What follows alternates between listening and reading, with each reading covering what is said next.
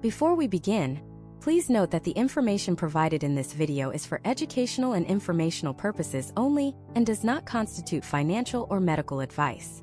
I am not a licensed insurance agent or financial advisor. Health insurance plans are complex, and you should always consult with a qualified, licensed professional to discuss your individual needs and circumstances before making any decisions. Piece of mail arrives. It's not a birthday card, it's not a magazine. It's a thick, heavy envelope with a clear plastic window showing the logo of a hospital you vaguely remember visiting 6 months ago. Your heart does that little flutter, not the good kind. You open it, and your eyes scan past the medical codes and the jargon, landing on the 2 words that matter: amount due. And the number next to it makes the air leave your lungs. $5,000, $10,000, $20,000, for a procedure you thought was covered. For a specialist you were sure was in the plan. In that moment, the entire American healthcare system feels like a trap, a casino where the house always wins and you just lost big. If that story sounds even remotely familiar, or if it's the nightmare scenario that keeps you up at night during open enrollment season, then you are in the exact right place. Because that catastrophic bill, that soul-crushing financial surprise, almost never starts in the emergency room. It starts months, even years earlier, with a single decision, a single box you check on a form: HMO or PPO. Most people treat this choice like they're picking between Coke and Pepsi. They look at the monthly premium, maybe the deductible, and they pick the one that seems cheaper. But that is the single biggest, and potentially most expensive mistake you can make. Because choosing between an HMO and a PPO is not about picking a brand. It's about choosing a completely different philosophy of healthcare. It's like choosing between a guided tour of Europe and being dropped in the middle of Rome with a backpack and a map. Both can get you to the Colosseum, but the journey, the cost, the freedom, and the frustrations are worlds apart. And today I'm going to give you the map. I'm going to pull back the curtain on the confusing, jargon-filled world of health insurance and make it simple. We are going to break down, piece by piece, the 5 critical differences between HMO and PPO plans. Not in complicated insurance speak, but in plain English you can actually use.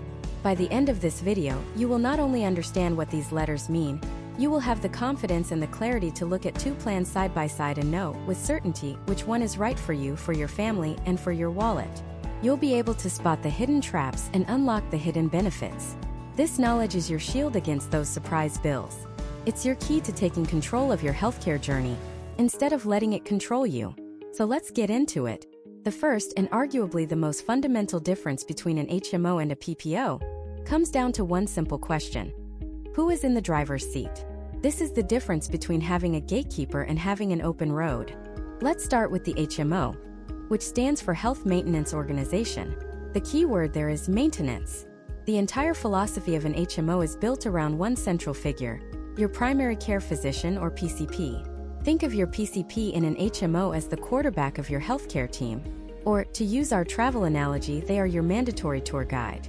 If you want to go anywhere or see anything, meaning if you need to see a specialist like a cardiologist, a dermatologist, or an orthopedic surgeon, you can't just book the appointment yourself. You must first go through your PCP. You have to schedule a visit, explain your issue, and if they agree it's medically necessary, they will give you a referral. That referral is your golden ticket.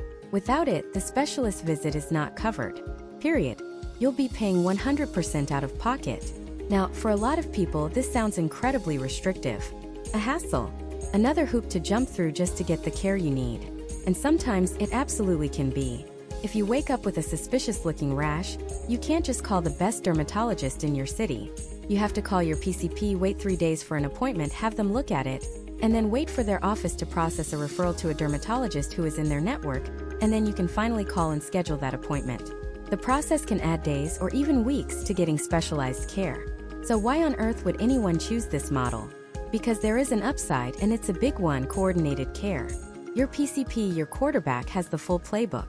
They know your entire medical history, what medications you're on, what treatments you've had. When they refer you to a specialist, they are sending along all of that context. This prevents you from getting conflicting advice from different doctors who aren't talking to each other. It ensures someone is looking at the big picture of your health, not just one isolated problem. This can lead to better long-term health outcomes and prevent dangerous drug interactions or redundant, expensive tests. The maintenance part of Health Maintenance Organization is all about this proactive, centralized approach. They want to keep you healthy and manage costs by ensuring you only get the care you truly need, coordinated by a doctor who knows you. The trade-off is simple: you give up freedom for a more structured, and often more affordable system. Now let's flip the coin and look at the PPO. PPO stands for Preferred Provider Organization, and the key word here is preferred. The PPO philosophy is built on freedom and choice. This is the open road. This is you with the rental car keys and a full tank of gas. In a PPO, there is no gatekeeper. There is no mandatory tour guide. Your primary care physician is just another doctor you can choose to see, not a mandatory first stop. If you wake up with that same suspicious rash, you can pick up the phone and call any dermatologist you want, as long as they are in your plan's network. You don't need a referral. You don't need anyone's permission. You feel a twinge in your knee? You can go straight to an orthopedic specialist. Worried about your heart? You can book an appointment directly with a cardiologist. You are in the driver's seat. You decide who you want to see and when you want to see them. The appeal here is obvious. It's fast, it's direct, and it puts an immense amount of control in your hands. If you have a chronic condition and you already know you need to see a specialist regularly, a PPO can save you an enormous amount of time and frustration by cutting out the PCP middleman for every single visit. If you value a second opinion, you can get one easily without having to justify it to a gatekeeper. But this freedom comes at a price, and not just in the form of higher monthly premiums, which we'll get to later. The potential downside of the PPO model is fragmented care. You become your own quarterback. You are responsible for making sure your cardiologist knows what your endocrinologist prescribed. You have to be the one to carry your test results from one office to another. No single doctor has the full picture unless you are incredibly organized and proactive about providing it to them. This can lead to duplicate tests, uncoordinated treatment plans, and a feeling that you're just managing a collection of symptoms instead of your overall health. You have the freedom of the open road, but you're also responsible for navigating, reading the map, and making sure you don't get lost. So, the first key difference is a philosophical one that has massive practical consequences. HMO. A structured, coordinated system with your PCP as the gatekeeper. You trade autonomy for guidance and potentially lower costs. PPO. A flexible, open system where you have direct access to specialists. You trade the safety net of coordinated care for freedom and control. Your first step in choosing a plan is to ask yourself, am I a guided tour person who values an expert leading the way? Or am I an open road person who wants the freedom to explore on my own terms? Answering that one question honestly will immediately point you in the right direction. Let's put that analogy to the test with the very first, and arguably the most important difference between an HMO and a PPO. This is the big one. It's the fundamental architectural split that causes almost every other difference down the line. It's the difference between having a gatekeeper and having a key to every door. I'm talking about provider networks and the referral system. Let's start with the HMO, the Health Maintenance Organization. Remember our guided tour analogy? Your tour guide in an HMO is your primary care physician, or PCP. This doctor is the absolute center of your healthcare universe. Think of them as the quarterback of your medical team. Nothing happens without them calling the play. Let's imagine a scenario. You wake up one morning with a sharp, nagging pain in your shoulder. It's been bothering you for a week, and now you can barely lift your arm to get a coffee mug from the cupboard. If you have an HMO, you can't just decide, I think I need to see an orthopedic specialist. That's not how the guided tour works. Your first and only move is to call your PCP. You make an appointment. Your PCP, Dr. Anya Sharma, has been your doctor for 5 years. She knows you have a history of high blood pressure, she knows you're trying to lose 10 pounds, and she knows about that time you fell off a ladder 2 summers ago. You go into her office and she does a full examination. She might determine that your shoulder pain is actually a simple muscle strain from overdoing it at the gym. She prescribes a strong anti-inflammatory and recommends some specific stretches. She saves you a trip to a specialist, saving you time, a higher copay, and saving the insurance system the massive expense of a specialist visit that wasn't needed. This is the HMO system working at its absolute best. Coordinated, efficient, and cost-effective. Your quarterback protected you from an unnecessary and expensive play. But let's say Dr. Sharma examines you and says, this looks more serious. I think you might have a rotator cuff tear. I'm going to refer you to a specialist. This is where the second part of the HMO structure kicks in, the referral and the network. Dr. Sharma can't just send you to any specialist in the city. She has to refer you to an orthopedic surgeon who is in the HMO's network. This is a closed circle of doctors and hospitals that have pre-negotiated rates with your insurance company. If you decide, no, I want to see that famous shoulder guy across town my friend told me about, and that doctor is not in your HMO's network, you're out of luck. The HMO will not pay for it at all. You would be responsible for 100% of that bill, which could be thousands of dollars. Except for a true life-threatening emergency with an HMO, you must stay inside the network. Period. So, the HMO path is linear and controlled. Step 1. See your PCP. Step 2. Get a referral if needed. Step 3. See the in-network specialist your PCP sent you to. It's a system designed to manage and coordinate care, preventing waste and keeping costs down. The upside is that someone is managing the process for you. The potential downside can feel restrictive.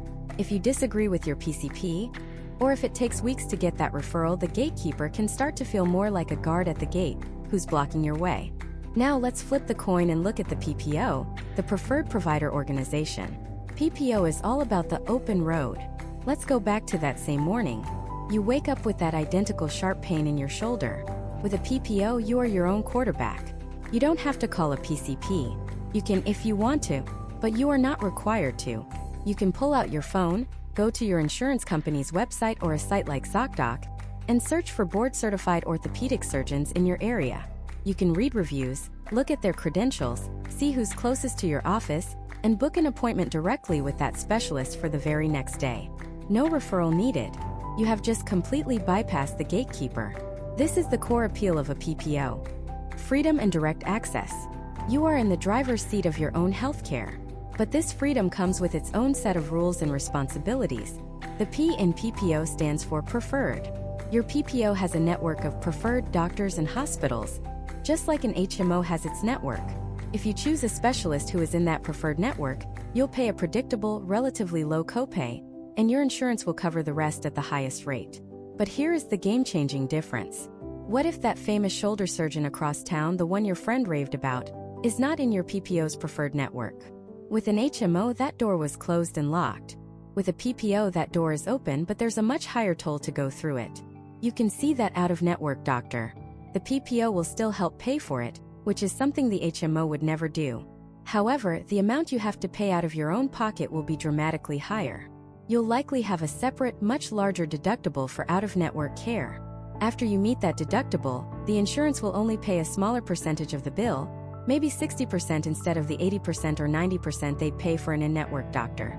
So with the PPO, you're constantly making choices that have financial consequences. You have the freedom to see anyone, but you have to do the homework. Is this doctor in-network or out-of-network? Is this lab where they're sending my blood work in-network? Is the surgical center they want to use in-network? You are the general manager, the coach, and the quarterback of your own team. The freedom is empowering, but the responsibility to manage the costs and the logistics rests squarely on your shoulders. So let's boil down this first key difference. An HMO offers a structured, managed approach. You have a PCP who acts as a gatekeeper, you need referrals to see specialists, and you must stay within their network for care to be covered. It's a trade-off. You give up some freedom of choice in exchange for lower costs and coordinated care. A PPO offers flexibility and direct access. You do not need a PCP or referrals to see specialists, and you have the freedom to go out of network for your care, but it will cost you significantly more.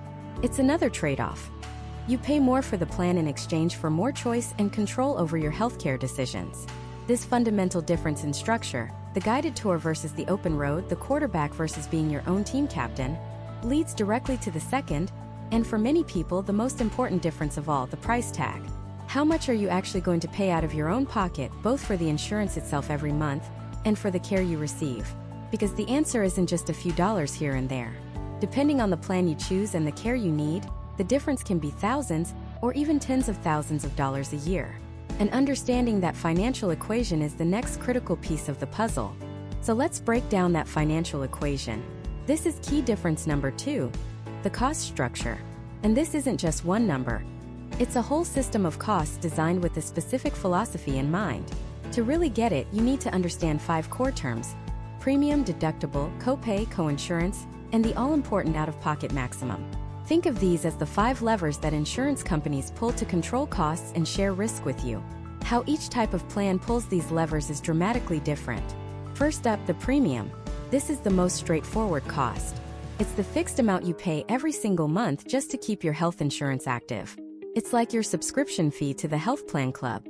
And right here we see our first major split. Generally speaking, HMO plans have lower monthly premiums than PPO plans. Why? Because an HMO is a managed system. By limiting your choice of doctors and hospitals to a specific network and requiring referrals, they can negotiate much better rates with those providers. They can promise a certain volume of patients in exchange for deep discounts. They also manage your care more actively to prevent expensive, unnecessary procedures. A PPO, on the other hand, has to maintain a massive sprawling network of providers and gives you the freedom to see almost anyone. That freedom is expensive. The insurance company has less control, so they charge you a higher monthly subscription fee for that premium level of access. So right out of the gate, if your primary goal is the lowest possible fixed monthly bill, the HMO often wins. But the premium is just the cover charge to get into the club. The real costs happen when you actually use your insurance. And that brings us to the deductible. A deductible is the amount of money you have to pay out of your own pocket for covered healthcare services before your insurance plan starts to pay. Think of it as your personal spending hurdle for the year. Here again, the difference is stark. Many HMO plans have very low deductibles, and some even have a $0 deductible for in-network care. This is a huge selling point. It means that from day one, your insurance is helping to pay for your care, usually through simple copays. You don't have this giant financial mountain to climb at the beginning of the year. PPO plans, conversely, almost always have a deductible, and it's typically much higher than in HMOs. It's not uncommon to see PPO deductibles of $2, $3, or even $5,000 or more for an individual. This is a fundamental part of the PPO trade-off. You get more choice, but you take on more of the initial financial risk yourself. If you're a healthy person who rarely sees a doctor, this might be fine.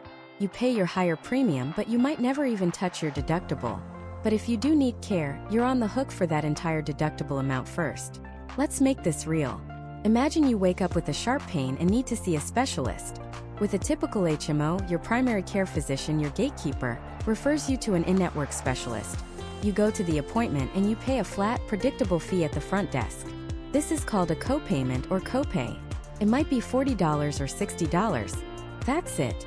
Because your HMO has a low or zero deductible, the plan starts sharing the cost immediately with these simple copays.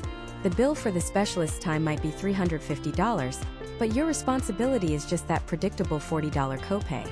Now let's run the same scenario with a typical PPO plan that has a $3,000 deductible. You decide on your own which specialist to see because you don't need a referral. You go to the appointment. The bill is the same $350.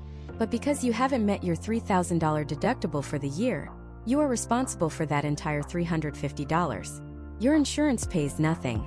You have to pay the full cost until you've spent $3,000 of your own dollars on medical care. Only then does the PPO's cost-sharing feature really kick in. And that feature is usually something called coinsurance. This is where things can get really expensive, and it's a term that trips a lot of people up. Coinsurance is not a flat fee like a copay. It's a percentage of the cost of a service that you have to pay after you've met your deductible. A common coinsurance split is 80/20. This means after your deductible is met, the insurance company pays 80% of the bill, and you pay the remaining 20%. Let's escalate our scenario. Let's say both our HMO and PPO patient need a major surgery that costs $50,000. Our HMO patient has a $1,000 deductible and a $5,000 out-of-pocket maximum.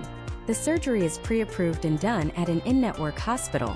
They pay the first $1,000 to meet their deductible. For the remaining $49,000, their plan might require them to pay simple copays for the hospital stay, let's say a few $100s a day, until their total spending for the year, including that initial deductible, hits the $5,000 out-of-pocket maximum. Once they have paid a total of $5,000, the HMO pays 100% of all covered, in-network costs for the rest of the year. Their total financial damage for a $50,000 surgery is capped at a predictable $5,000. Now let's look at our PPO patient. They have a $3,000 deductible and an 80/20 coinsurance plan. They go to an in-network surgeon. First, they pay the $3,000 deductible out of their own pocket. Now there's a remaining bill of $47,000. This is where the 20% coinsurance kicks in. They are responsible for 20% of that $47,000. A quick calculation. That's another $9,400.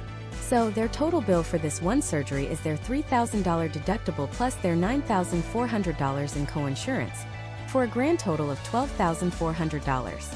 That's more than double what the HMO patient paid for the exact same surgery. You can see how the PPO model, with its high deductibles and percentage-based coinsurance, can lead to much larger, less predictable bills when you actually need significant medical care. The HMO model, with its low deductibles and flat copays, is designed for financial predictability. This brings us to the fifth and arguably most important number on any health insurance plan: the out-of-pocket maximum. This is your financial safety net. It is the absolute most you will have to pay for covered services in a plan year. Once you spend this amount on deductibles, copayments, and coinsurance, your health plan pays 100% of the costs of covered benefits. For an HMO, this is usually a single, simple number. Because you are almost always required to stay in network, that one number is your true financial ceiling for the year. In our example, it was $5,000. For a PPO, it's dangerously more complex. PPO plans almost always have two out-of-pocket maximums: a lower one for in-network care, and a much higher one for out-of-network care. The in-network max might be $8,000, but the out-of-network max could be $20,000. Or, on some plans, there might be no out-of-network maximum at all. This is the hidden risk of a PPO. If you have a major medical event and end up getting care from out-of-network doctors or hospitals, even by accident, like in an emergency room situation, your financial exposure can be catastrophic. The freedom of the PPO comes with the responsibility of ensuring every single provider you see is in-network if you want to protect yourself from potentially unlimited costs. So let's recap the financial philosophies. An HMO is built on a philosophy of predictability and control. You pay a lower monthly premium, and in return for giving up some freedom, you get very predictable, low costs when you need care. It's for people who want to budget their healthcare like any other utility bill. A PPO is built on a philosophy of flexibility and risk sharing. You pay a higher monthly premium for the freedom to choose, but you agree to take on a much larger share of the financial risk through high deductibles and coinsurance. It's for people who value choice above all else and are comfortable with the financial uncertainty that comes with it. The price you pay is directly linked to the choices you have. And while a PPO gives you the keys to a whole city of doctors, and an HMO gives you the keys to a single secure building, what exactly do that city and that building look like? Understanding the network itself is the next battleground, and it's where the idea of freedom really gets put to the test. Let's walk into that secure building first, the HMO. The network of an HMO, or health maintenance organization, is not just a list of doctors. It's a carefully constructed, closed ecosystem. Think of it as an exclusive, members-only club. Every single doctor, specialist, lab, and hospital within this network has signed a specific contract with your HMO. This contract dictates everything: what services they will provide, how they will provide them, and most importantly, exactly what they will be paid for each service. This isn't a loose affiliation. It's a tight-knit community. The benefit of this is immense coordination. Your primary care physician, your cardiologist, and the lab that draws your blood might all use the same electronic health record system. Your PCP can see the notes from your specialist in real time. This integration is designed to be highly efficient, eliminating redundant tests and improving communication between your caregivers. It's a well-oiled machine, but the key to making that machine run smoothly is that all the parts are pre-approved and designed to work together. The walls of this building, however, are made of steel. For an HMO, the term in-network is law. You must use the providers inside that building. If you decide to go out of network, meaning you seek care from a doctor or hospital that does not have a contract with your HMO, you are on your own. And I don't mean you'll pay a little more. I mean you will pay 100% of the bill. The insurance company will contribute zero. It's as if you don't have insurance at all for that visit. The only exception, the only crack in that steel wall, is a true life or limb-threatening emergency. If you're on vacation across the country and have a heart attack, the HMO has to cover your emergency room stabilization. But that's it. The moment you are stable, they will likely want you transferred to an in-network hospital as soon as it's medically safe. So, the freedom in an HMO is the freedom from financial uncertainty within their system. You know the players, you know the rules, and your costs are predictable. The trade-off is a complete lack of freedom to go outside that system. Now let's leave the building and explore the sprawling city of the PPO, the Preferred Provider Organization. A PPO network is massive by comparison. It's not one building. It's a metropolis with thousands of doctors, hospitals, and specialists who have all agreed to be preferred providers. They've signed a contract with the PPO, agreeing to accept a discounted rate for their services in exchange for being listed in this popular city directory, which drives a huge volume of patients to them. As a PPO member, you have the keys to this entire city. You can see a specialist on the east side, get physical therapy on the west side, and use a hospital downtown, all without a referral as long as they are in network. The sheer number of choices is the primary selling point. This is the freedom people often think of when they choose a PPO, the freedom of choice within a vast network. But the PPO offers another, even bigger kind of freedom. It gives you a passport to leave the city. You have the option to go out of network. Let's say you've done your research and you believe the absolute best orthopedic surgeon for your specific knee problem is in a neighboring state, and she doesn't have a contract with your PPO. You can still go see her. Your PPO plan will help pay for it. This is a fundamental difference. The HMO door would have been locked shut. The PPO door is wide open. But walking through that door comes with a hidden cost that has financially crippled unsuspecting families. When you go out of network with a PPO, you enter a completely different financial world. First, you'll almost always have a separate, much higher deductible for out-of-network care. So, if your in-network deductible is $1,000, your out-of-network deductible might be $5,000 or even $10,000. You have to spend all of that out of your own pocket before the insurance company even begins to contribute. Second, once you meet that massive deductible, the insurance doesn't pay as much. Instead of covering 80% of the bill like they might for an in-network doctor, they might only cover 60% for an out-of-network one. But here is the single most important, most misunderstood, and most dangerous part of going out of network. It's a concept called balance billing. When a doctor is in network, they have a contract. Let's say the doctor's standard rate for a procedure is $5,000. But their contracted, negotiated rate with your PPO is only $3,000. Your insurance pays its share of the $3,000, you pay your share, and that's the end of it. The doctor is legally forbidden by their contract from asking you for that extra $2,000 difference. They have to write it off. That is the power of the network. But an out-of-network doctor has no such contract. They have no agreement with your insurance company. So, when they perform that same $5,000 procedure, your PPO might look at the bill and decide that the usual and customary rate for that service is only $3,000. They will then pay their out-of-network percentage, let's say 60%, of that $3,000. So the insurance company sends the doctor a check for $1,800. What happens to the remaining $3,200? The doctor sends you a bill for it. That is balance billing. They are billing you for the balance of what the insurance company didn't pay. And it is perfectly legal. This is the illusion of PPO freedom. You think out-of-network coverage means you're safe, but you are completely unprotected from the provider's full, undiscounted rates. It's the Wild West. A hospital can charge $50 for an aspirin, and if it's out-of-network, you could be on the hook for it. Let's make this real. Imagine two colleagues, Maria and David. Both need a complex shoulder surgery. Maria has an HMO. Her primary care doctor refers her to Dr. Chan, a highly rated surgeon within her HMO's medical group. The entire process is seamless.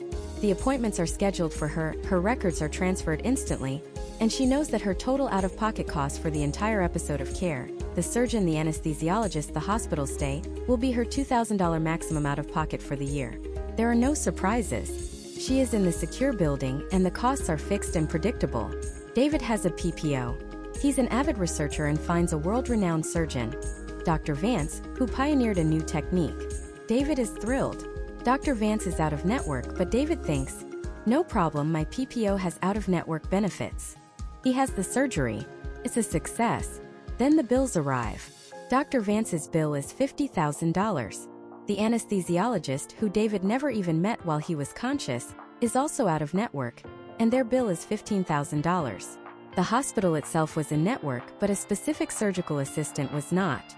Another bill for $5,000. David's PPO determines the customary rate for the surgery is only $30,000 and pays 60% of that, which is $18,000. Dr. Vance balance bills David for the remaining $32,000. The insurance pays a portion of the other bills, but David is still left with a stack of balance bills totaling over $40,000.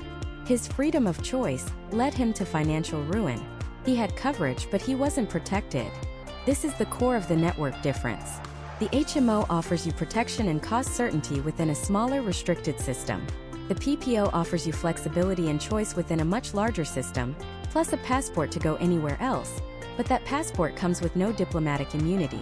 You are subject to the full undiscounted financial laws of whatever foreign territory you choose to visit. So when you're choosing a plan, you aren't just choosing a list of doctors. You're choosing a philosophy. The predictable security of a walled garden, or the expansive freedom and hidden dangers of the open range. Now that we understand who you can see, the next critical piece of the puzzle is figuring out exactly how you pay for it. Because what you pay at the doctor's office and what you pay every month are two very different things, and this is where the math really begins to matter. Let's break that down, starting with the most obvious cost. The number you see on your bill every single month. This is called your premium. Think of it like your subscription fee to the health insurance club. It's a fixed cost you pay every month, rain or shine, whether you go to the doctor a dozen times or never at all. It's what keeps your membership active. And right here, we hit our second major difference between HMOs and PPOs. Generally speaking, HMO plans tend to have lower monthly premiums. PPO plans, on the other hand, typically come with a higher monthly price tag. Why is that? It goes back to what we just talked about with networks and control. The insurance company behind an HMO has a much tighter grip on its costs. They've negotiated hard and fast rates with a select group of doctors and hospitals. They use that primary care physician, that gatekeeper, to manage your care and prevent you from running off to see a super expensive specialist for a minor issue. This control allows them to predict their expenses with greater accuracy, and they pass a portion of those savings on to you in the form of a lower monthly premium. A PPO, by its very nature, is a more expensive product for the insurance company to offer. They have to manage a massive, sprawling network of providers. They have less control over where you go and what you do, and they have to be prepared to pay a portion of the bill even if you go completely out of their network. That freedom, that flexibility they offer you comes at a price, and that price is baked right into your higher monthly premium. So, if you're just looking at the monthly bill, the HMO often looks like the clear winner. It's cheaper. Case closed, right? Not even close. Because the premium is only one half of the cost equation. The other, far more complicated half, is what you pay when you actually walk into a doctor's office. These are your out-of-pocket costs, and this is where the math gets personal and frankly a little terrifying. The first out-of-pocket cost you'll likely encounter is the deductible. The deductible is a big, scary-sounding number, and it should be. It is the amount of money you must pay out of your own pocket for covered healthcare services before your insurance plan starts to pay for anything. Let me repeat that, because it's the most misunderstood concept in all of health insurance. Your insurance does almost nothing for you, other than give you the negotiated rate, until you have personally spent your full deductible amount. Think of it as a cover charge for a club. You have to pay, say, a $2,000 cover charge before you're even allowed on the dance floor where the insurance company is. And here's the crucial difference. Many HMO plans have very low, or sometimes even $0 deductibles for in-network care. You might have a plan where, from day one, your insurance is helping you pay. PPO plans, especially the ones that lure you in with the lower monthly premium, almost always have a significant deductible. We're talking thousands of dollars. It's not uncommon to see PPO deductibles of $3,000, $5,000, even $8,000 for an individual. For a family, that number can easily double. This is the trade-off. You might be paying a bit less per month for that PPO, but if you have a medical emergency or need a procedure, you're on the hook for that entire deductible amount before your plan even lifts a finger to help. Okay, so let's say you've paid your deductible. You've met the cover charge. Now you're on the dance floor. Does that mean your insurance pays for everything? Of course not. Welcome to the next level of out-of-pocket costs, your copay or your coinsurance. This is your share of the cost for a service after your deductible has been met. And again, HMOs and PPOs handle this very differently. HMOs are the kings of the copay.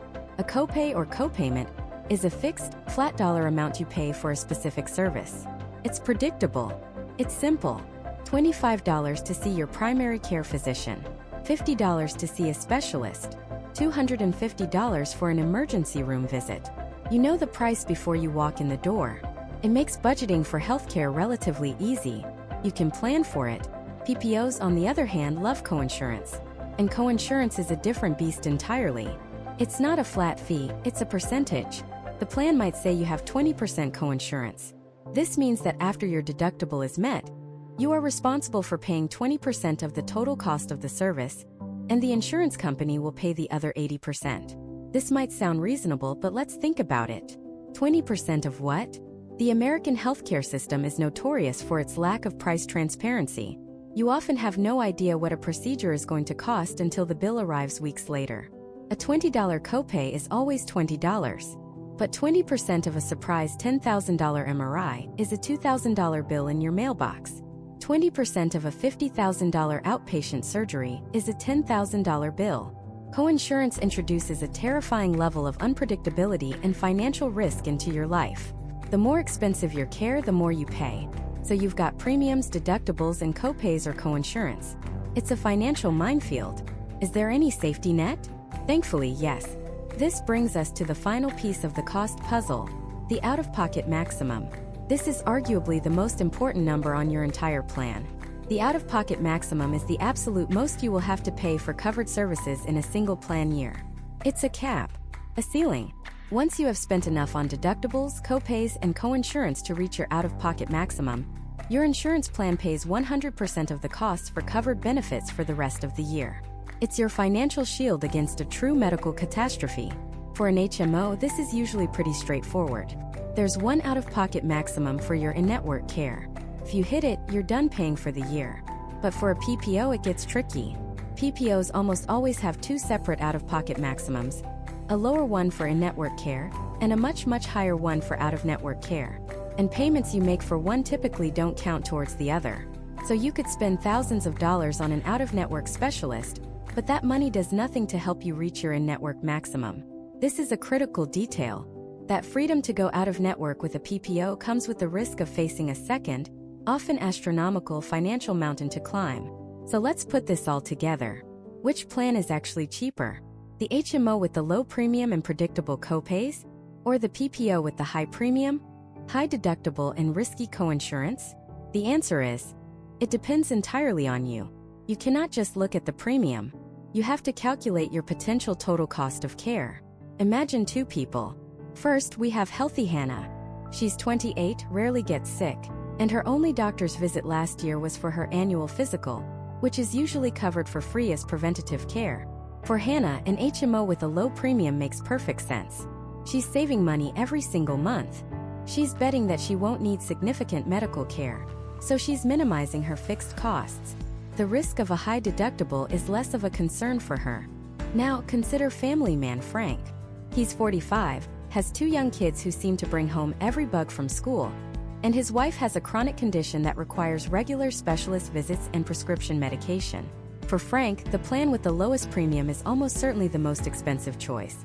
If he picks a high deductible PPO, he could blow through that $5,000 deductible by March, and then still be on the hook for 20% coinsurance on every bill for the rest of the year. For his family, a higher premium HMO or a more robust PPO with a low deductible and flat copays is probably the much smarter financial move. He's paying more each month in premiums, but he's buying predictability. He's buying a shield against catastrophic, unpredictable bills. He knows that a trip to the specialist will cost him a $50 copay, not 20% of "we'll tell you later." Choosing between an HMO and a PPO based on cost isn't about finding the cheapest plan. It's about making an educated financial bet on your own future health needs. Do you want to pay less now and risk paying a lot more later? Or pay more now to guarantee you'll pay less later? This decision is deeply personal, and it requires an honest assessment of your health, your family's health, and your tolerance for financial risk. And this risk assessment becomes even more important when we consider our third key difference.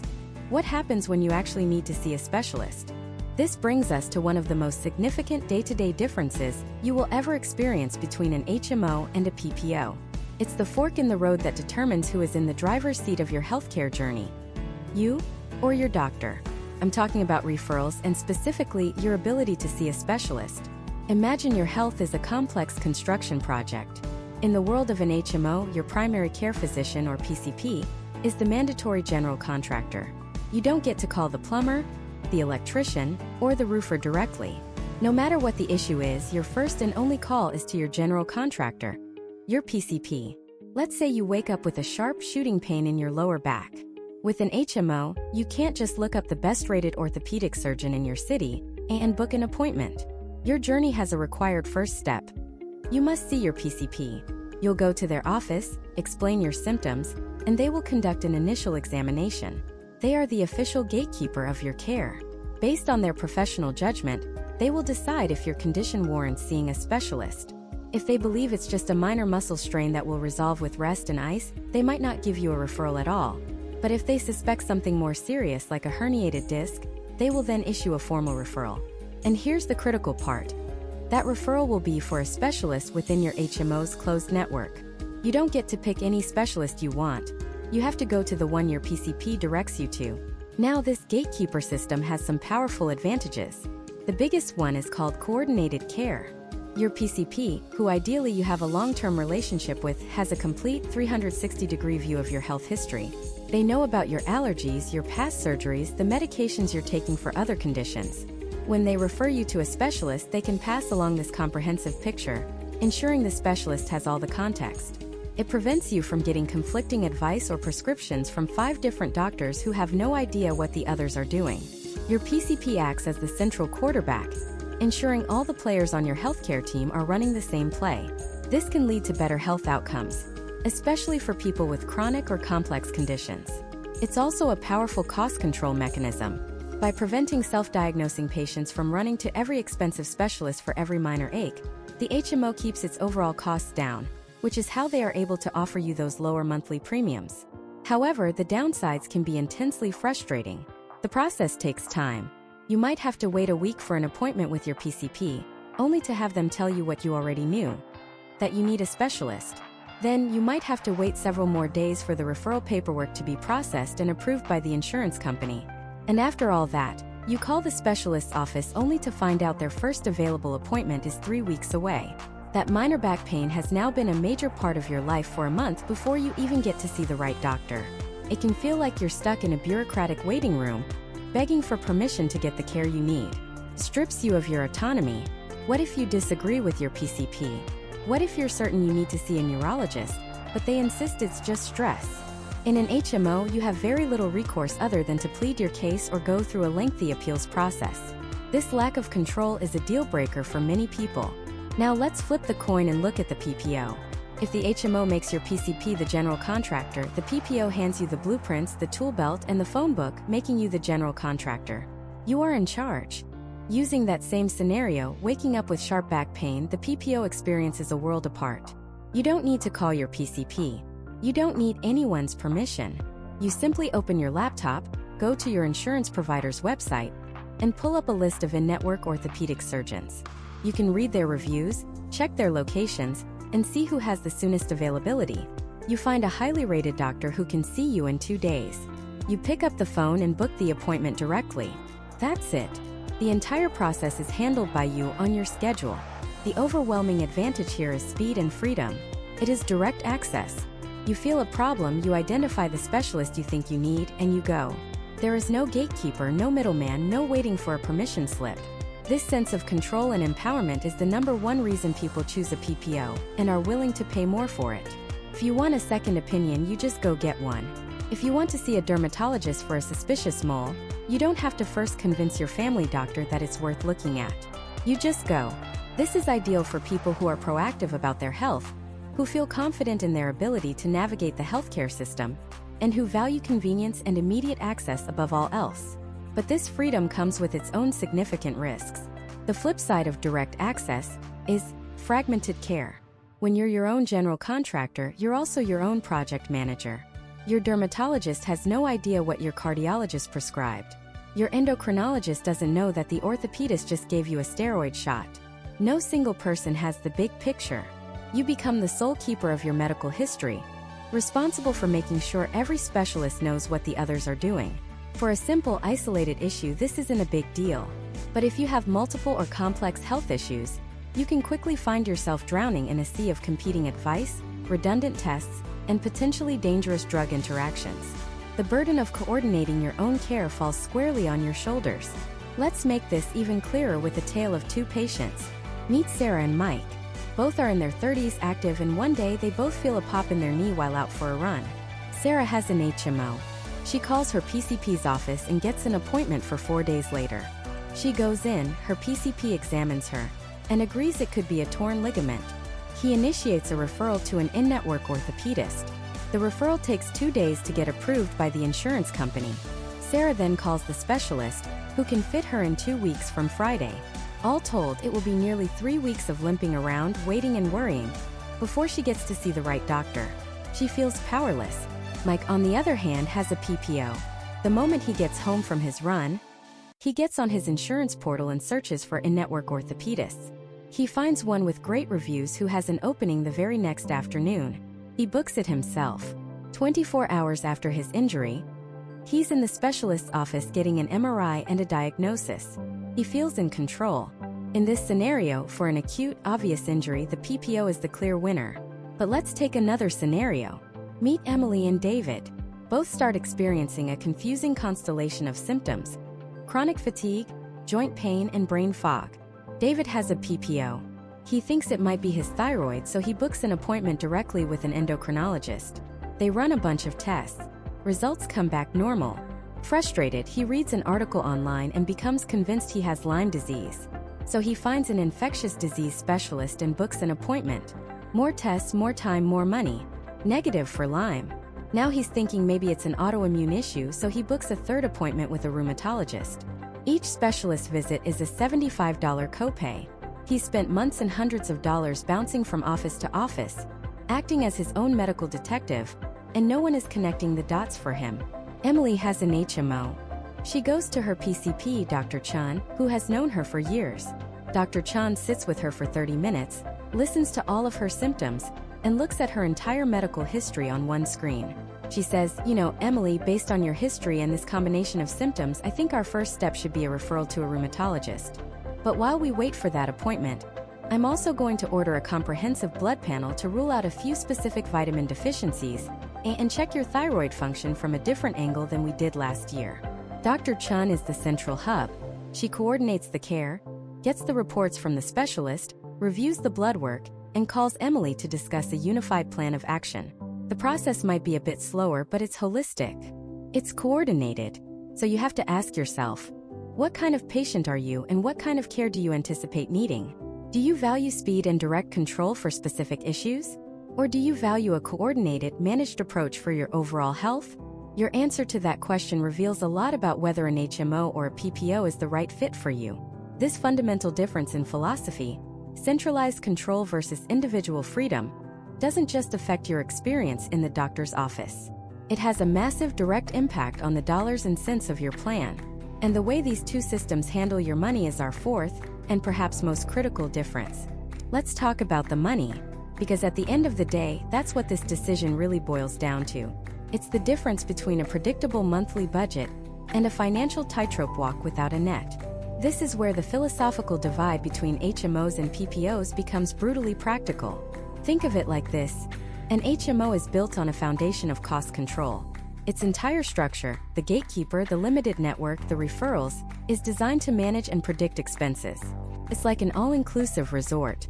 You pay a set fee, and within the walls of that resort, most things are covered in a very predictable way. You know exactly what you're getting and what it will cost. A PPO, on the other hand, is built on a foundation of choice. It's like traveling à la carte. You can eat at the fancy restaurant in the hotel, or you can venture out to that little bistro down the street. But that freedom comes with a variable price tag. The bistro might be amazing, but it's going to cost you more, and you won't know the exact total until the bill arrives. This fundamental difference manifests in 4 key areas of your wallet: premiums, deductibles, copays and coinsurance, and the ultimate safety net, the out-of-pocket maximum. Let's start with the most obvious one, the monthly premium. This is the fee you pay every single month just to keep your insurance active, whether you use it or not. In almost every single comparison side by side, the HMO will have a lower monthly premium, sometimes significantly lower. Why? Because the insurance company has more control. By keeping you inside their curated network of doctors who have agreed to their fee schedules, they can tightly manage costs. That savings is passed on to you in the form of a lower monthly bill. A PPO, by giving you the freedom to go anywhere, takes on more financial risk. They don't know which doctors you'll see or what those doctors will charge. To buffer against that uncertainty, they charge you a higher monthly premium. So, right out of the gate, if your primary goal is to have the lowest possible fixed monthly expense, the HMO usually wins hands down. But the premium is just the cover charge to get into the club. The real costs happen when you actually need care. And that brings us to the deductible. A deductible is the amount of money you have to pay out of your own pocket for covered healthcare services before your insurance plan starts to pay. Think of it as your personal spending threshold. You have to meet this threshold before the insurance company's money really kicks in. Here the difference is stark. Many HMO plans have very low deductibles, and some even have a $0 deductible for in-network care. That means from your very first doctor's visit, the plan starts sharing the costs with you. This is a massive advantage for people who want financial predictability. You don't have to worry about facing a huge multi-thousand-dollar bill before your insurance even wakes up. PPOs are a different story. They almost always have a deductible, and it's usually much higher than in HMOs. You might have a $2,000, $5,000, or even a $10,000 deductible you need to satisfy before your plan starts paying its share. And here's the critical detail most people miss. PPOs often have two separate deductibles, one for in-network care and a second, usually much higher deductible for out-of-network care. So, if you use that freedom to see an out-of-network specialist, you could be on the hook for a massive bill before your insurance contributes a single dime. Okay, so let's say you've met your deductible. Now what? Now you start sharing the cost with your insurance company, and this is where we see the third major financial difference: copayments versus coinsurance. HMOs love copayments. A copay is a simple, fixed, flat fee you pay for a specific service. $25 to see your primary care doctor, $50 to see a specialist, $250 for an emergency room visit. It doesn't matter if the total bill for that visit is $100 or $1,000. Your share is that fixed, predictable copay. It's easy to budget for. You know the cost before you even walk in the door. It's calm. It's controlled. PPOs, on the other hand, tend to rely on coinsurance. Coinsurance is not a flat fee. It's a percentage of the total cost of the service that you are responsible for. A common coinsurance structure is 80-20. This means after you've met your deductible, the insurance company pays 80% of the bill, and you pay 20%. Now 20% might not sound like a lot, but 20% of what? A simple office visit might be $200, so your share is $40. Not bad. But what if you need an MRI? That could be a $3,000 bill. Your 20% is now $600. What if you need surgery? A $50,000 procedure means your 20% share is $10,000. Suddenly, that percentage becomes terrifyingly large and completely unpredictable. The freedom of the PPO comes with the anxiety of percentage-based billing. To see how this plays out, let's imagine a real-world scenario. Let's say you fall and badly sprain your ankle. If you have an HMO, your journey is straightforward. You call your primary care physician, the gatekeeper. You go see them and pay your $25 copay. They examine you and say you need to see an orthopedic specialist. They give you a referral to a specific doctor in your network. You go see that specialist and pay your $50 specialist copay. That specialist sends you for an X-ray at an in-network imaging center. Maybe there's another small copay for that, maybe not. The total cost out of your pocket for this entire episode? Maybe $75 or $100. It's predictable. Now let's run the same scenario with a PPO. You sprain your ankle. You remember a friend raving about a top-rated orthopedic specialist across town, so you decide to go straight to them. You don't need a referral. But oops, turns out they are out of network. First, you have to meet your massive out-of-network deductible. Let's say it's $8,000. The bill for that specialist visit and X-ray comes to $1,500. You pay all of it. You still have $6,500 to go on your deductible. A few weeks later, you need a follow-up visit. That's another $300. You pay all of it. The costs are piling up, and your insurance hasn't paid anything yet.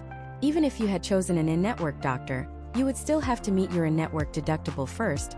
Let's say it's $3,000. And then you would pay 20% of every bill after that. The financial exposure is just fundamentally higher and less predictable. This leads us to the final and most important financial safety net: the out-of-pocket maximum. This is the absolute most you will have to pay for covered services in a plan year. Once you hit this number, through a combination of paying your deductible, copays, and coinsurance, the insurance plan pays 100% of the cost for the rest of the year. It's the catastrophic protection that prevents a major medical event from bankrupting you. Both HMOs and PPOs have an out-of-pocket maximum. But once again, the details are devilish. With an HMO, since you're almost always in network, you have one clear out-of-pocket maximum. It might be $7,000. You know that no matter what happens, the most you'll spend on in-network care that year is $7,000. With a PPO, just like with the deductible, you often have two separate out-of-pocket maximums. You'll have one for in-network care, which might be similar to the HMO's, say $8,000. But then you'll have a second astronomically higher out-of-pocket maximum for out-of-network care. It could be $15,000, $20,000, or even more. And here's the kicker. Money spent on in-network care usually does not count toward your out-of-network maximum, and vice versa. They are two separate buckets. So you could spend thousands of dollars in network, then have an out-of-network emergency, and you're essentially starting from scratch on a whole new, much higher financial ladder of pain. So the financial picture becomes crystal clear. The HMO offers a trade. Give up freedom of choice, and in return, you get lower premiums, lower deductibles, and predictable flat-fee copays. It's a system designed for budget stability. The PPO offers the opposite trade. Pay more in premiums for the freedom to choose any doctor, but accept a higher deductible and the terrifying uncertainty of percentage-based coinsurance, especially if you venture out of network. It is a system designed for maximum flexibility, but it demands a higher tolerance for financial risk. This brings us to the ultimate question, the one that ties everything together. It's not just about networks or referrals or costs in a vacuum. It's about you, your life, your health, your family, your financial situation. The fifth and final key difference isn't just a feature of the plans, it's about who these plans are actually built for. So let's stop talking about plans and start talking about people. Let's talk about you. Because at the end of the day, choosing between an HMO and a PPO is like a personality test. It's about understanding your own priorities, your tolerance for risk, and how you want to interact with the healthcare system. Think of it this way, one of these plans was designed with someone exactly like you in mind. Our job is to figure out which one it is. Let's start with the HMO. Who is the ideal HMO member? Let's call this person the system optimizer. The system optimizer is someone who values predictability, structure, and, above all, cost-effectiveness. They see the healthcare system not as a confusing maze, but as a process that can be managed efficiently, and they're happy to have a guide. Imagine Sarah. She's a 28-year-old graphic designer living in a major city like Chicago or Austin. She's healthy, active, and her biggest financial goal right now is saving for a down payment on a condo. Every dollar counts. When she looks at her benefits options, the first thing she sees is the HMO's low monthly premium. That's an immediate win. It's a fixed, predictable cost she can easily build into her budget. She's not worried about surprise medical bills derailing her savings plan. The idea of having a primary care physician, a PCP, as her gatekeeper doesn't bother her at all. In fact, she likes it. She doesn't have a Rolodex of doctors she knows and trusts. She wants a single trusted professional who knows her medical history, who can guide her, and who can coordinate her care. To her, this isn't a restriction, it's a service. It's like having a project manager for her health. She thinks, why would I want to spend hours on Google trying to figure out if I need a dermatologist or an endocrinologist when I can just ask my doctor, who went to medical school for this exact reason? Last year, Sarah developed a persistent skin rash. She didn't panic. She made an appointment with her PCP, Dr. Evans. The copay was a simple, flat $25. Dr. Evans examined the rash, tried a preliminary treatment, and when it didn't clear up, he said, "Okay, let's get you to a specialist." He didn't just hand her a phone book. He submitted a referral to a dermatologist within the HMO's network, a doctor he knew and had worked with before. The specialist's office called Sarah the next day to schedule an appointment. Her copay to see that specialist? A predictable $50. The entire process was streamlined, coordinated, and financially painless. She never saw a bill for more than her copay.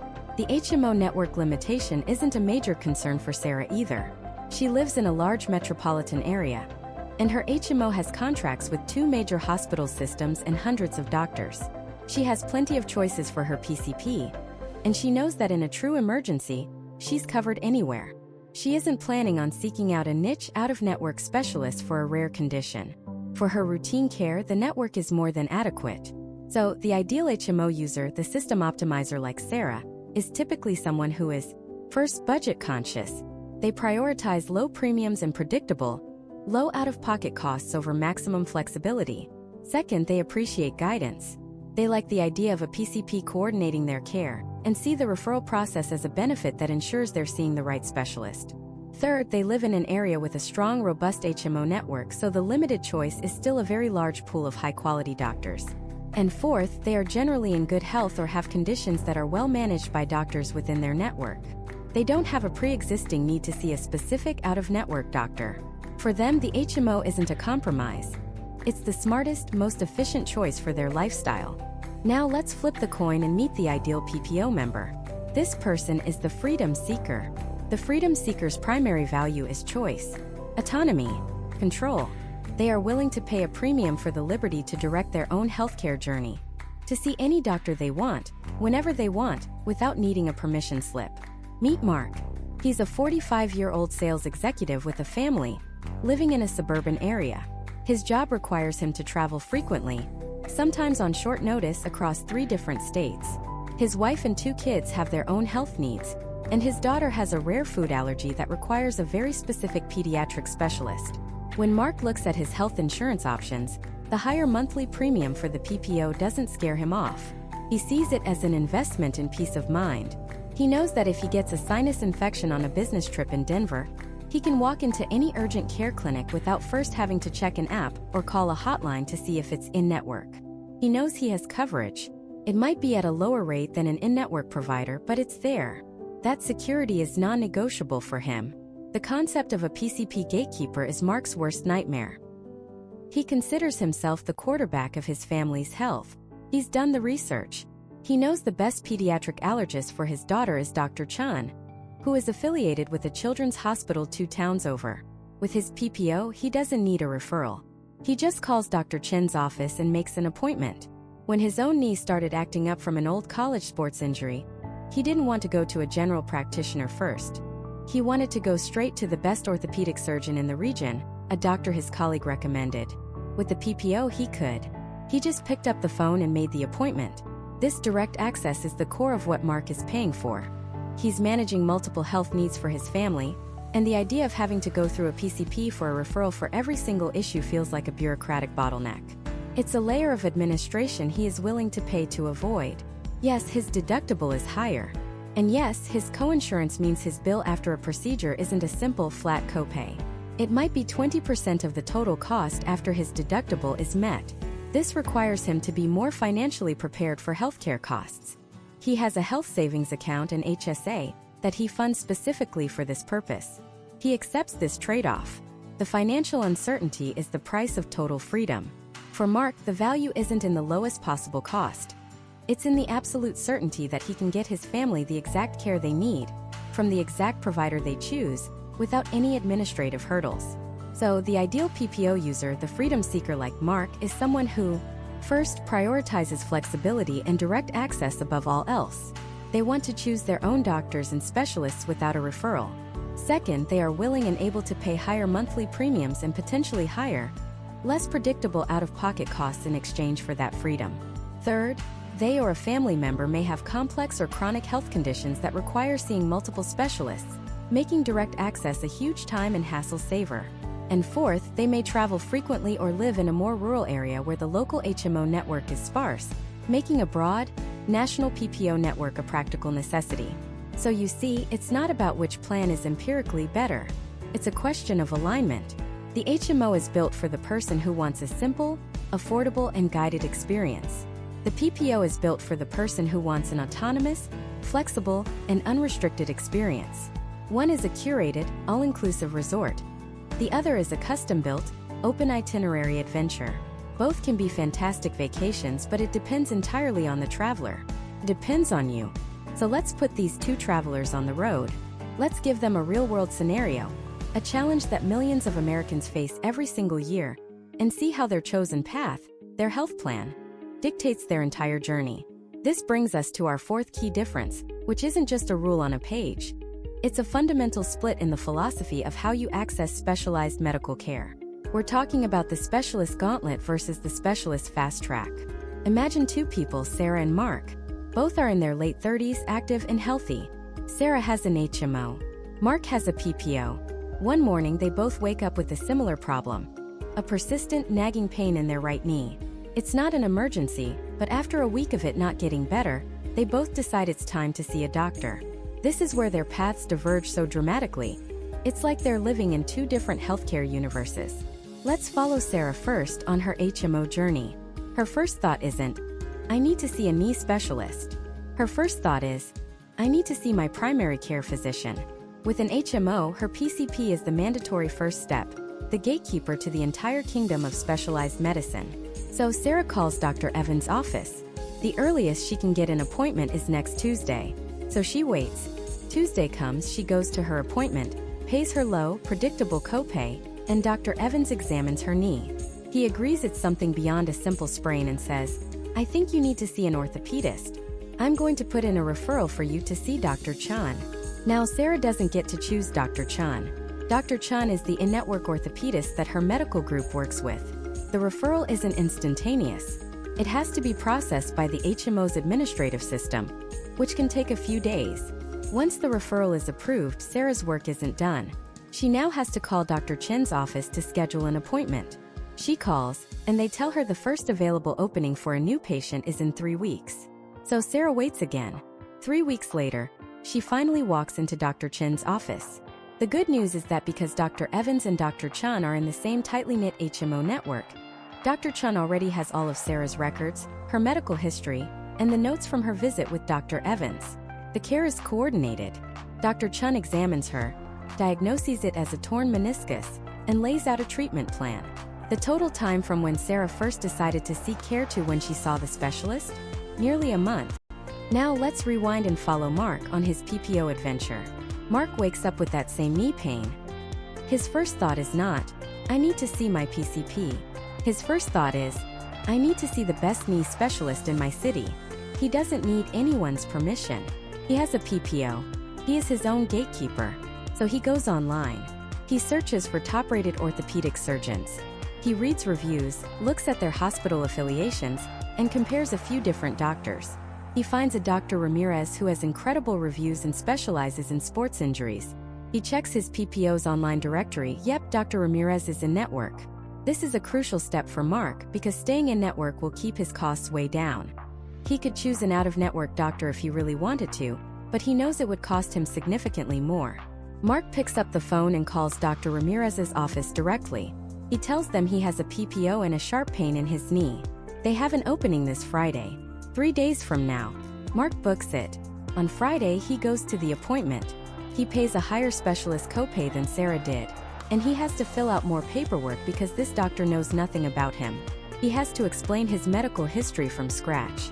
Dr. Ramirez examines him, gives him the exact same diagnosis, a torn meniscus, and lays out a treatment plan. The total time from when Mark decided to seek care to when he saw the specialist? 3 days. Looking at these two stories, the PPO seems like the obvious winner. 3 days versus 1 month? It's no contest. But this is where we have to look beneath the surface, because the HMO's gauntlet isn't designed just to slow you down. It's built on a philosophy of coordinated care. The theory is that your PCP, Dr. Evans, is the quarterback of your health. They know your entire history. They can often solve problems themselves without a costly specialist visit. By requiring a referral, the HMO ensures that specialist visits are medically necessary, which helps control costs for everyone in the plan. It prevents people from self-diagnosing and going to a cardiologist for what turns out to be simple heartburn. When a referral is made, it's within a closed system where information is shared seamlessly. It's a deliberate, structured, and managed process. The PPO's fast track, on the other hand, is built on a philosophy of consumer choice and direct access. You are the quarterback. You decide which specialist you need to see and when. The freedom is immense. If you want a second opinion, you don't have to go back to your PCP and ask for another referral. You just book another appointment with another doctor. This is incredibly powerful, especially for those dealing with a serious or complex diagnosis. But this freedom comes with two major responsibilities. First, the financial responsibility. PPOs are more expensive for a reason. You are paying a premium for that freedom, for the ability to call Dr. Ramirez directly. Your deductible is likely higher, your copays for specialists are higher, and your out-of-pocket maximum is higher. It is the price of choice. Second, you bear the responsibility of coordinating your own care. Mark had to do the research to find Dr. Ramirez. When he goes to see a different specialist for a different issue, he'll have to explain his history all over again. It's on him to make sure his cardiologist knows what his endocrinologist is doing. This can be a huge burden, especially for people with chronic conditions who see multiple specialists. The potential for miscommunication between doctors is higher because they aren't necessarily operating within the same integrated system as they are in an HMO. So the question isn't just about speed. It's about structure versus autonomy. Sarah's HMO journey was slower, yes, but it was also simpler in many ways. She was placed on a conveyor belt of care. She followed a clear step-by-step process, and her costs were low and predictable. Each step was pre-approved and coordinated for her. She traded speed and choice for simplicity and cost-effectiveness. Mark's PPO journey was faster, but it demanded more from him. He had to be a proactive, informed consumer. He had to research his doctor, manage his own appointments, and take on the role of his own care coordinator. He paid more for the privilege of driving his own healthcare decisions. He traded lower costs and simplicity for speed, flexibility, and control. Neither of these is inherently right or wrong. It depends entirely on what you value and what you need.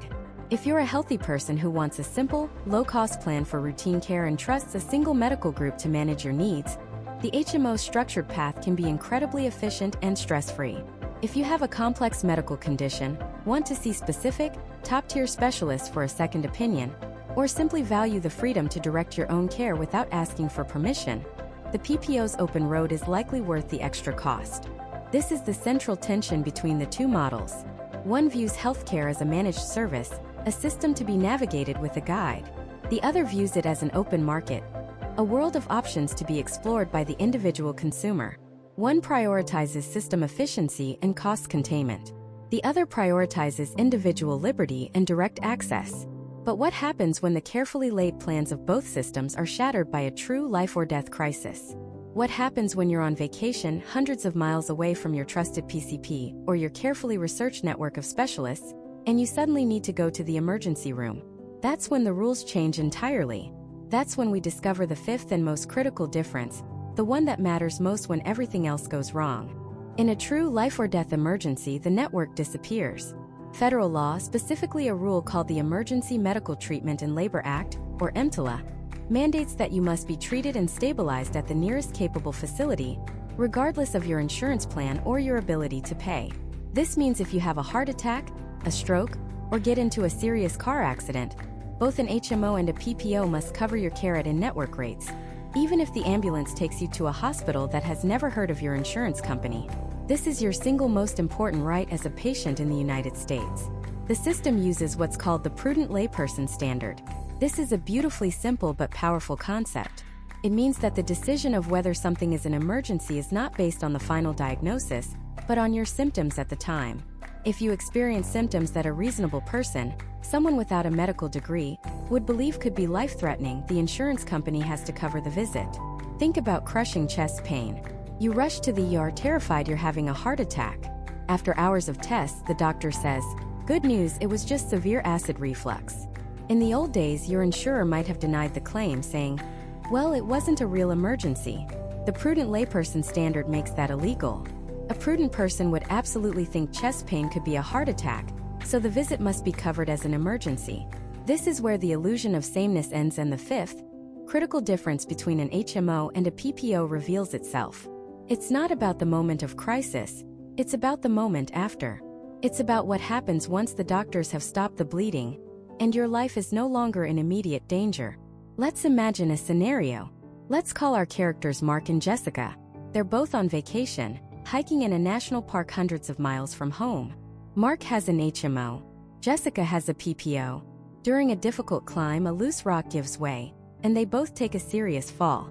They're rushed by ambulance to the closest rural hospital, a facility that is out of network for both of them.